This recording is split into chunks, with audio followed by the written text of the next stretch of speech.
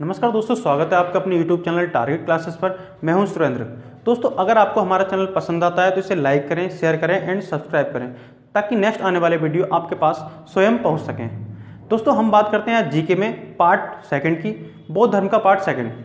Part first में हमने क्या क्या पढ़ा उसका थोड़ा सा रिव्यू करेंगे, उसके बाद पार्ट सेकंड की ओर अग्रसर होकर उसके बारे में चर्चा करेंगे।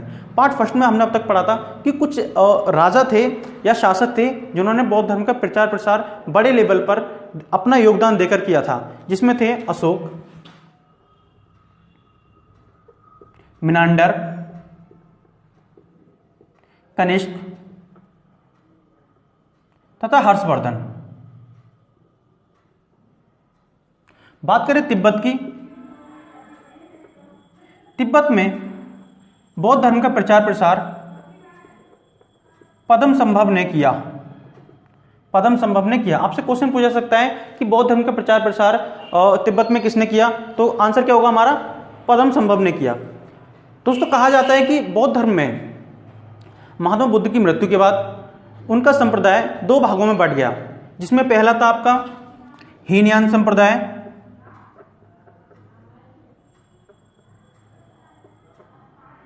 दूसरा था महायान संप्रदाय।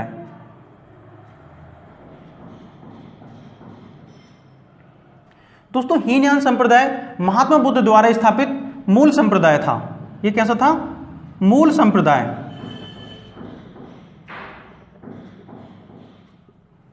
महायान संप्रदाय महात्मा बुद्ध का जो मूल संप्रदाय था उसका संशोधित रूप था।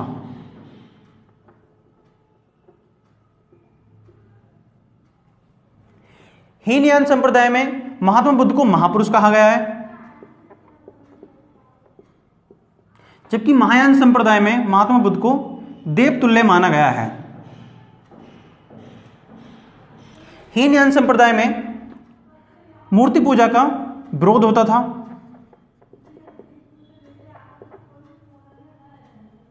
मूर्ति पूजा का विरोध करते थे, और ये महायान संप्रदाय में मूर्ति पूजा को अच्छा माना जाता था।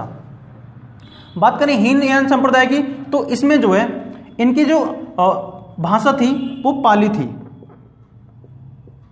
जबकि महायान संप्रदाय की भाषा संस्कृत थी। हीनयान संप्रदाय में लोग सन्यासी जीवन पर बल देते थे, जैसा कि महात्मा बुद्ध ने किया था, सन्यासी बन गए थे वो। महायान संप्रदाय में लोग गृहस्थ जीवन को अच्छा मानते थे। हीनयान संप्रदाय दार्शनिक संप्रदाय था, जबकि महायान संप्रदाय एक धार्मिक संप्रदाय था। दोस्तों, इसमें थोड़ा सा फर्क है, एक होता है दार्शनिक, होता है धार्मिक। हम बात करें दार्शनिक की, तो दार्शनिक होता है दर्शन, जो सभी के लिए होता है, सभी धर्मों के लिए एक जैसा होता है, उसे फॉलो कर सकते हैं। बट जो धार्मिक होता है वो किसी एक पर्टिकुलर धर्म के लिए होता है। दोस्तों, बताया जाता है बौद्ध धर्म के 3 पिटक थे। कितने, आपसे क्वेश्चन पूछ सकते हैं बौद्ध धर्म में कितने पिटक हैं, तो 3 पिटक। 3 पिटक। फर्स्ट नंबर है आपका सूत पिटक, सेकंड नंबर है आपका विनय पिटक, तथा थर्ड नंबर है आपका अभिधम्म पिटक। हम इनके थोड़ा थोड़ा रिव्यू करेंगे इनको। सूत पिटक है,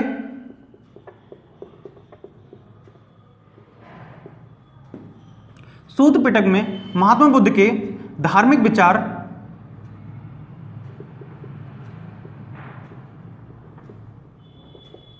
व वचन है। सूत पिटक में क्या है, महात्मा बुद्ध के धार्मिक विचार व वचन है, और इनकी भाषा क्या है, इसकी भाषा है पाली। क्योंकि महात्मा बुद्ध ने जो प्रचार प्रसार किया था वो पाली भाषा में किया था। बाद में ये संशोधित होकर क्या हुआ, संस्कृत भाषा में। इसके बाद के जितने भी प्रचार प्रसार है वो संस्कृत भाषा में किए गए थे। सेकंड नंबर है आपका विनय पिटक।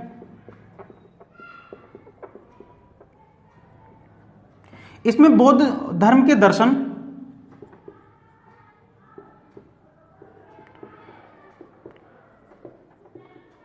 दर्शन व नियम है।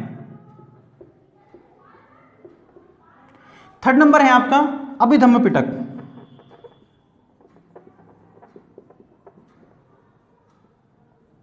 अभिधम्म पिटक में ये पूरा इसमें अभिधम्म पिटक में पूरे दार्शनिक विचार हैं, दार्शनिक विचार हैं। दोस्तों आपसे क्वेश्चन में पूछा जा सकता है कि सूत्र पिटक किस भाषा में, तो पाली भाषा में। अभिधम्म पिटक की बात करें तो इसकी भाषा क्या है, इसकी भाषा है संस्कृत।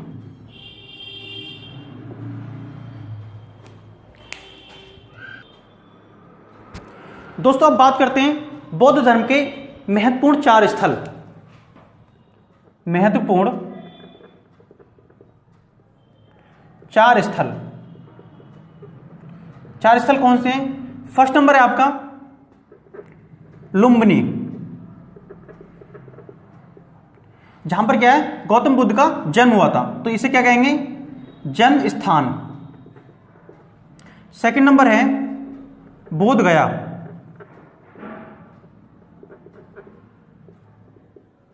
यहां पर क्या हुआ था, इन्होंने ज्ञान प्राप्त किया था। पीपल वृक्ष के नीचे पुनपुन निरंजना या फल्गु नदी के किनारे इन्होंने ज्ञान प्राप्त किया, तो यहां पे क्या हुआ था, ज्ञान प्राप्ति हुई थी। थर्ड नंबर है आपका सारनाथ।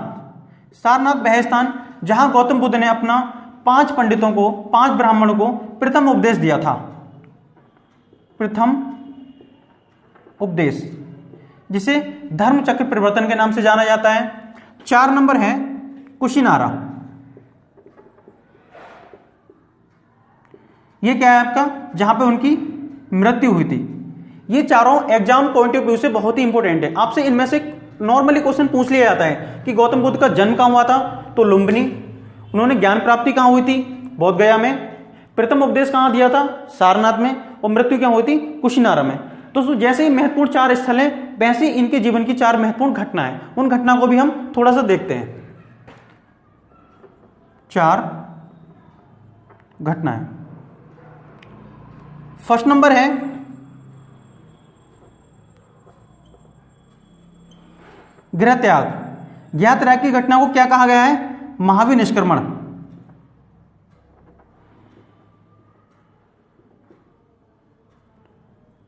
निष्क्रमण। सेकंड नंबर उनकी मृत्यु। मृत्यु को कहा गया है महापरिनिर्वाण।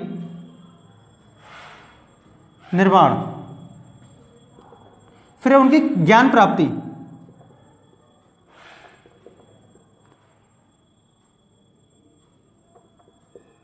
इसे कहा गया है संबोधि।